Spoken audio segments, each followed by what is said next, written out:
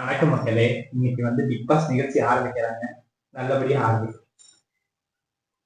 Hi friends, பார்த்தீங்கன்னா இந்த வாரமும் டபுள் எவிக்ஷன் தான். நம்ம எதிர்பார்க்காத நடந்துருச்சு. ஆக்சுவலா எதிர்பார்த்தது ஒண்ணு, நடக்கிறது ஒண்ணு. பிக் பாஸ் தான் இது கை வந்து கலையாச்சு. இது full and full unfair eviction தான். போன வீக்கும் அதே நடந்தது, இந்த வீக்கும் நடந்தது.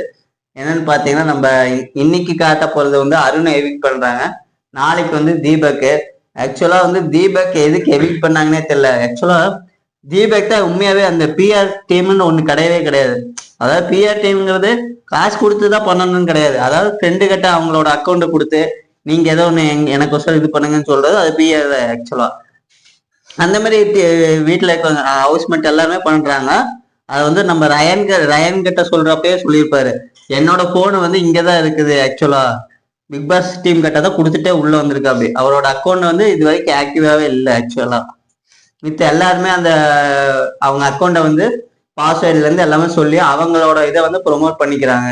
எல்லாரும் தீபக் பத்தி சொல்ற விஷயம் என்னன்னா, எவிக்ட் ஆனதும் எவிக்ட்னு ஒன்று அனௌன்ஸ் பண்ணதுக்கு அப்புறமே வெளியே மீம்ஸ் எல்லாம் எப்படி வருதுன்னா, தீபக் அந்த கேப்டன்சி டாஸ்க் மட்டும்தான் மூளை யூஸ் பண்ணி நல்லா விளையாண்டாரு, மற்ற நேரம் முத்துக்குமார் ஜாக்லின் பின்னாடி போய் ஒழிஞ்சுக்கிட்டாரு அப்படின்னு பேசுறாங்க. சொல்ல அது சரியில்லை.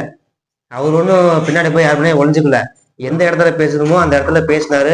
அவருடைய கேமுக்கு அவருடைய ஸ்ட்ராட்டஜின்னு ஒன்று இருந்துச்சு. ஆனால் அதையும் தாண்டி மீம்ஸ் இப்படி வருது. ஒருவேளை முத்துக்குமாருக்கு ஜாக்லினோட பிஆரா கூட அப்படின்னு மாதிரி பேசியிருப்பா இல்லையா? அந்த அன்சிதா விஷயத்திலையும் பாத்தீங்கன்னா, அன்சிதா பிளேட்டை கழுவிட்டு இருப்பாங்க. பிளேட்டு உடைஞ்சிரும். அப்ப செப்பல்ல அப்படியே உள்ள போயிடும். அப்ப நம்ம தீபக் அந்த செப்பலை அப்படியே கையில எடுத்து அந்த இதை கீழே தட்டி விட்டுட்டு அவர் கால்லயே அன்சிதா கால்லயே மாட்டி விடுவாங்க. நம்ம அன்சிதா கூட வெளியே அதை தான் பார்த்துட்டு நான் அந்த இதை நான் பார்த்தப்ப அழுதுட்டேன். ஆக்சுவலா நான் பிக் பாஸ் உள்ள இருந்தப்பே சொன்னேன், தீபக் என்னோட அப்பா மாதிரி அப்படின்னு சொல்லியிருந்தேன். உண்மையாவே இந்த வீடியோ பார்த்த வரைக்கும் உண்மையாவே எனக்கு அவர் ஒரு அப்பாவா இருந்திருக்கலாம் அப்படின்னு ரொம்ப ஃபீல் பண்ணியிருப்பாங்க அன்சிதா. அதாங்க தீபக் உண்மையாவே கேம்ல இருந்து எல்லாத்துலயுமே நல்லா பண்ணியிருந்தாங்க. அதாவது இவங்க சொல்றாங்க முத்துக்குமார் நான் இண்டிவிஜுவல் பிளேயரு, அதாவது எல்லா டீம்லயும் எல்லாரும் சேர்த்துக்குவாங்க, நாங்க அனாதை, அதனால நாங்க அனாதை டீம் அந்த மாதிரி சொல்லிட்டு இருப்பா. அப்படி ஆக்சுவலா அவர் டீம் வச்சு விளையாண்டாரு. ஆனா தீபக் அந்த மாதிரி கிடையாது. தனியாவே தான் சிங்கிளாவே தான் எல்லா இடத்துலயும் விளையாண்டா. அப்படி ரொம்ப எமோஷனல் ஆகி எல்லாம் இது பண்ணல. அவர் ஒரே இதுல மட்டும்தான் ரொம்ப டென்ஷன் ஆகி இது பண்ணாரு தவிர மித்த டைம்ல எல்லாமே கரெக்டா தான் பண்ணா. அப்படி அதுக்கப்புறம் நேத்தோட எபிசோடுக்கு வரலாம். அதுல அந்த டான்ஸ் டாஸ்க்கு தான் வழக்கம் போல என்ன பண்ணாங்க, டான்ஸ் போட்டா போய் ஆடினாங்க. தீபக் செம்ம டான்ஸ் ஒன்று கொடுத்தா, பர்ஃபார்மன்ஸ் நல்லா தான் இருந்துச்சு. எல்லாரும் வீடே ஜேன்னு ஆச்சு. ஆமா, ரஜினிமா சூப்பரா பண்ணா. அப்படியே அதாவது இந்த வீக் ஃபுல்லாவே அந்த கேரக்டர்ல இருக்க சொன்னதுல பெஸ்டா இருந்தது பாத்தீங்கன்னா நம்ம தீபக் தான். ஆக்சுவலா வீடே ஓன்னு எல்லாரும் சேர்ந்து ஆடின ஒரே ஒரு டான்ஸே தீபக் கொடுத்த ரோல்ல படையப்பா டான்ஸ் ஆடினாங்க.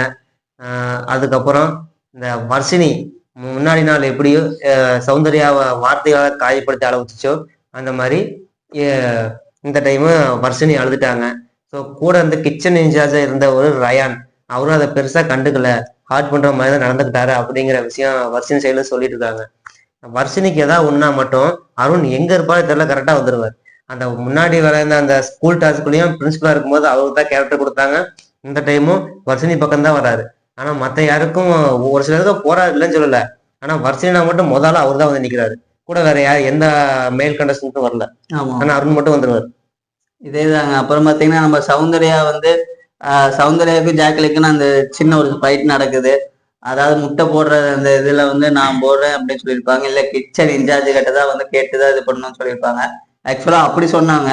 அதுக்கப்புறம் பாத்தீங்கன்னா நேத்து இவங்க சாச்சனாவும் வர்ஷினியும் நாங்க குக்கிங் பண்றோம் அப்படின்னு சொல்லியிருப்பாங்க ஜாக்லின் கிட்ட. அப்ப ஜாக்லின் நீங்க சௌந்தர்யாவுக்கு ஓகேன்னு சொன்னாங்கன்னா, ஏன்னா சௌந்தர்யா நேற்று சமையல் பண்ண வேண்டாம் நான் சொல்லியிருப்பேன், அதனால அவங்க ஓகேன்னு சொன்னாங்கன்னா இது பண்ணலாம். அப்படி அவங்க சொல்லியிருக்க கூடாது. ஆக்சுவலா அவங்க பண்ணக்கூடாதுன்னா பண்ணக்கூடாதுன்னு தான் சொல்லியிருக்கணும். அதனாலதான் சௌந்தர்யா சொல்றாங்க, இவங்க ஃப்ரெண்ட்ஸுக்கு நான் ஃப்ரெண்ட்ஸுக்கோசரம் நிப்பேன்னு சொல்றாங்க. ஆனா உண்மையா அப்படி நின்னது கிடையாது. அவங்க கேமுக்கோசரம் தான் நிக்கிறாங்க. அது கேமுக்கு நிக்கிறதா இருந்தா அப்படியே சொல்லியிருக்கலாம். ஆனா இவங்க இப்படியும் பேசிக்கிறாங்க அப்படியும் பேசிக்கிறாங்க ஜாக்லின்னு. அந்த மாதிரிதான் நடந்துட்டு இருக்குது. அதுக்கப்புறம் சின்ன சின்ன சண்டை மட்டும்தான் நடந்தது. ஆக்சுவலா வேற எதுவும் பெருசா ஒரு வெளியே சொல்லிக்கிற அளவுக்கு அதை பத்தி ரிவ்யூ மீம்ஸ் போற அளவுக்கு அந்த அளவுக்கு ஒண்ணுமே வரல. மீம்ஸ் போற அளவுக்கு வந்த ஒரே விஷயம் எவிக்ஷன் மட்டும்தான். அந்த அப்புறம் பாத்தீங்கன்னா நம்ம அர்ணவ் வந்தப்போ ஒரு ஃபயர் மோட்ல இருந்தா அப்படி அவர் வச்சு இந்த வீக் ஏதோ ஃபைட் நடக்கும்னு நினைச்சோம். அவர் காட்டவே மாட்டேறாங்க ஷோல. ஸோ எங்க அர்ணவ் உள்ள இருக்கிற அப்படியே இல்லையாதே தெரியல. வந்தாரு ஏதோ பேசினாரு, அதோட அடக்கி உட்கார வச்சுட்டாங்க. இல்ல பிக் பாஸ்ல அந்த வீடியோல கூட காட்ட மாட்டேறாங்க, ஒரு சின்ன வீடியோல கூட காட்ட போல வர அளவுக்கு எதுவும் பண்ணல போல. ஏதோ மேனிப்புலேட் ஏதோ ஒன்று ப்ரீ ப்ரோக்ராம் பண்ண மாதிரி தான் இந்த லாஸ்ட்டா கிட்ட நெருங்க அப்படியே கொண்டு போறாங்க. ஒருவேளை டைட்டில் யாருக்கு கொடுக்கணும்னு முன்னாடியே டிசைன் பண்ணிட்டாங்களா என்னன்னு தெரியல. அதையும் பிக் பாஸ் தான் சொல்லணும். ஆமா, நம்மளுக்கு அந்த கேஷ் பாக்ஸும் வைக்கல, மிட் வீக் எவிக்ஷனும் வைக்கல ஆக்சுவலா. ஆனா பாத்தீங்கன்னா வீக்லி டபுள் எவிக்ஷன் வச்சிடறாங்க.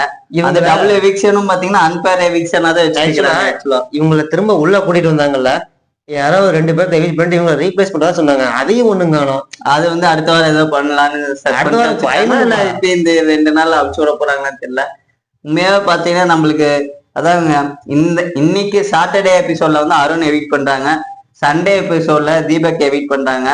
இது உங்களோட கருத்து என்ன? தீபக் எவிட் பண்ணிருக்கலாமா, இல்ல தீபக் பதிலா பவித்ராவோ இல்ல வேற யாராச்சும் எவிட் பண்ணிருக்கலாமா? நீங்க என்ன நினைக்கிறீங்க சொல்லுங்க ஃப்ரெண்ட்ஸ். உங்களுடைய கமெண்ட்டை கண்டிப்பா போஸ்ட் பண்ணுங்க, நீங்க யாருக்கு சப்போர்ட் பண்றீங்கன்னு. Okay friends, by.